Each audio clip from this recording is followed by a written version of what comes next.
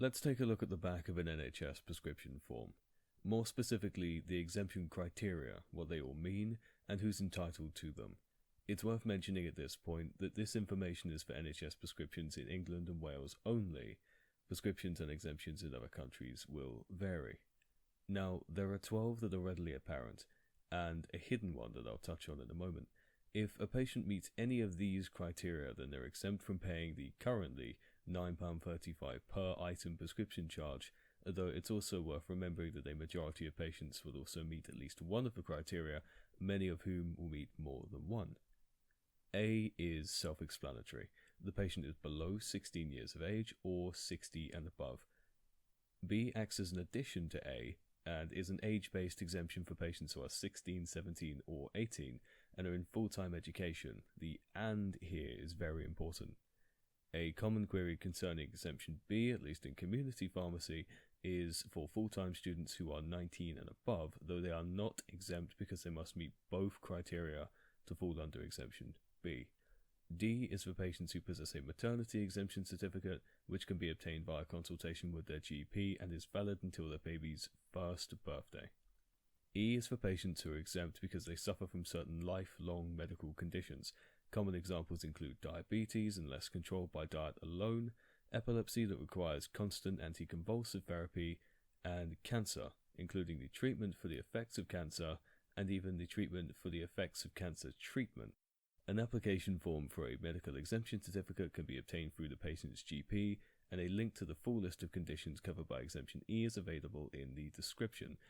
Next is F, the Prepayment Certificate. A certificate that covers the cost of all prescriptions a patient receives over a 3-month or 12-month period. At the time of writing, a 12-month certificate costs £108.10 and is designed to save patients money if they take a lot of medication over an extended period of time. This can be purchased online or by telephone, and you don't need a GP consultation for this one. G is an exemption granted by the Ministry of Defence. This is a compensation scheme for veterans for any injury or illness which has been caused by or made worse by their service in Her Majesty's Armed Forces. L is the HC2 Scheme, which provides full help with health costs and covers free NHS prescriptions, NHS dental treatment, NHS site tests, and also helps with the cost of glasses or contact lenses, as well as the cost for travelling to receive NHS treatment. On top of this, it even offers coverage of free NHS wigs and fabric supports. To apply, a patient must either be a pensioner, a student earning a wage, receiving state benefits, or living in a care home, and must have capital or savings of less than £6,000.